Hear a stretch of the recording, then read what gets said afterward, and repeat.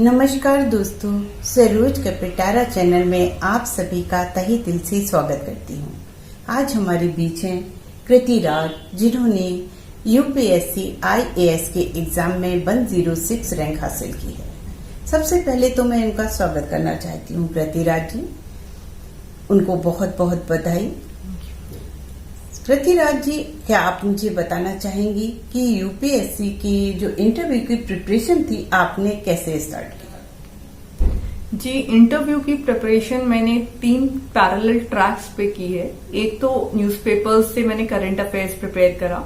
Current affairs के लिए मैं द हिंदू और इंडियन एक्सप्रेस पढ़ती थी, एडिटोरियल्स पे विशेष ध्यान देती थी और हर चीज जो कि करंट में हो रही है नेशनल, रीजनल या इंटरनेशनल लेवल पे, उस पे अपना खुद का ओपिनियन फॉर्म करने की कोशिश करती थी।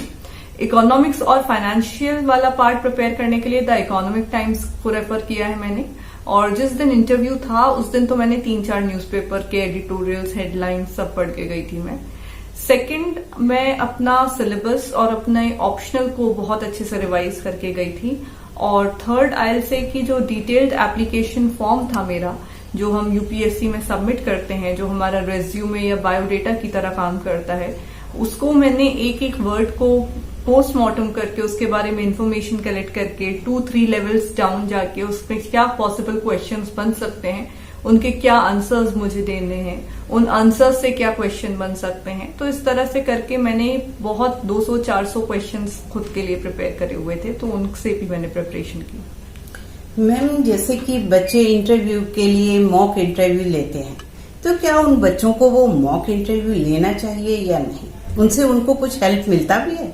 जी, मॉक इंटरव्यूज हेल्पफुल डेफिनेटली होते हैं, क्योंकि हम पढ़ते पढ़ते राइटिंग मोड में या रीडिंग मोड में होते हैं, तो स्पीकिंग मोड में लाने के लिए आपको प्रैक्टिस की जरूरत है।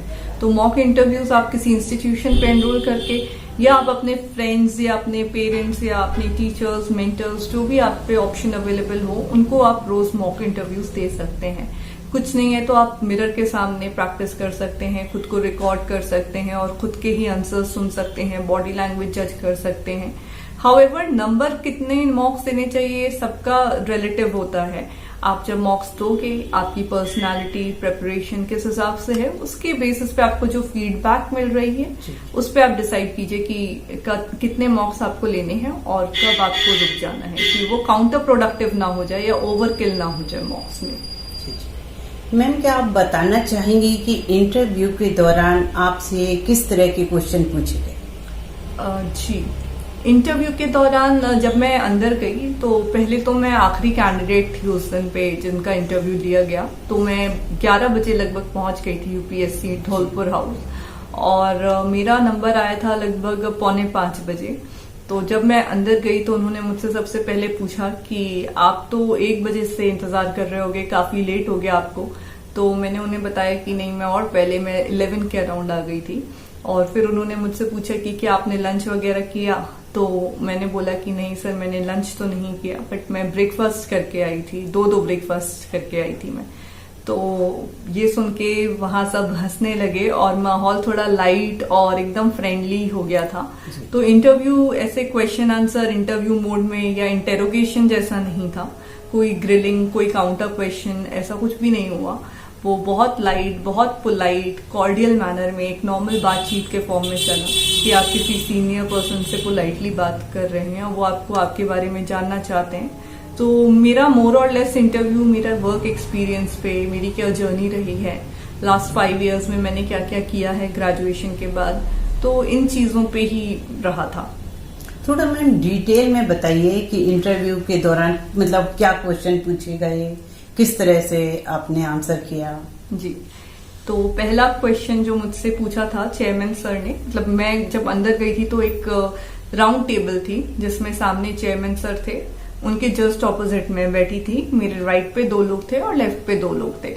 राइट पे एक मैम थी, जो 5 लोगों का पैनल था उसमें एक मैम थी और 4 सर थे। तो मैम मेरे जस्ट राइट पे बैठी हुई थी। सबसे पहले चेयरपर्सन जो होते हैं हमारे, उन्होंने स्टार्ट करते हैं। तो उन्होंने मुझसे पूछा था कि कृति, आपने अपने ग्रेजुएशन के बाद से क्या किया है? तो मैंने उन्हें बताया कि मैं एक एनजीओ कर्वृक्ष वेलफेयर फाउंडेशन मैंने स्टार्ट किया था, तो मैं 5 साल से उसे ही हेड कर रही हूँ और उसके ऑपरेशंस देखती हूँ। तो फिर उसके बाद मेरे फॉलोअप्स उसी पे आए थे कि आपकी ऑर्गेनाइजेशन किन टॉपिक्स पे काम करती है, आप कैसे काम करते हो, लोगों से कनेक्ट कैसे एस्टैब्लिश करते हो, क्या इसमें आपके चैलेंजेस क्या होते हैं कि आप जब फील्ड पे काम करने जाते हो आप इससे क्या सीखते हो। फिर उन्होंने बात करते करते हमने प्लांटेशंस के बारे में बताया, तो प्लांटेशन से क्वेश्चन बन गए कि जब हम कोई वन महोत्सव वगैरह में प्लांट्स तो लगा देते हैं, लेकिन बाद में उनकी देखरेख कैसे की जाए, कुछ आइडियाज जो देना चाहो आप, या renewable energy, climate change, disaster management, इन सारी चीजों पे बातें हुई। और फिर एक क्वेश्चन ये भी आया था कि ये सारी बातें हम करते हैं, ये बहुत बड़ी बड़ी बातें होती हैं, इसे लोगों तक ये मेजर्स कैसे पहुंचाएं, लोगों को, कम्युनिटी को कैसे एंगेज करें चेंज लाने के लिए ग्राउंड पे। तो वो बातें हुई थी। और ऐसा नहीं था कि सिर्फ मैं ही बता रही थी, बीच बीच में वो लोग अपने इनपुट्स देते थे और वो डिस्कशन जैसे था कि मैंने अपने एक्सपीरियंसेस से कुछ बताया, उन्होंने अपने एक्सपीरियंसेस से कुछ मुझसे शेयर किया। तो बहुत ही फ्रेंडली, बहुत ही एकदम लाइट तरीके से मेरा इंटरव्यू आगे चला था। फिर मुझसे मेरी हॉबीज से भी क्वेश्चन बने थे, जैसे पब्लिक स्पीकिंग मैंने हॉबीज में मेंशन कर रखा था। तो उन्होंने मुझसे पूछा कि आप पब्लिक स्पीकिंग कहाँ करते हैं, और एक अच्छा पब्लिक स्पीकर अगर बनना हो, मुझे मेरी पब्लिक स्पीकिंग इम्प्रूव करनी हो, तो मैं क्या कर सकता हूँ। और लास्ट क्वेश्चन जो मुझसे उन्होंने पूछा था वो ये था कि अगर पब्लिक स्पीकिंग में करने जाऊं लेकिन मेरी ऑडियंस और मेरी लैंग्वेज अलग अलग है, तो उस चीज को कैसे टैकल किया जाए। जी। तो बस यही सब पूछा था। जैसे मैम, लोगों को डर होता है कि मैं इंटरव्यू में जाऊं और एक घबराहट होती है, तो उन लोगों के लिए आप क्या कहना चाहेंगे?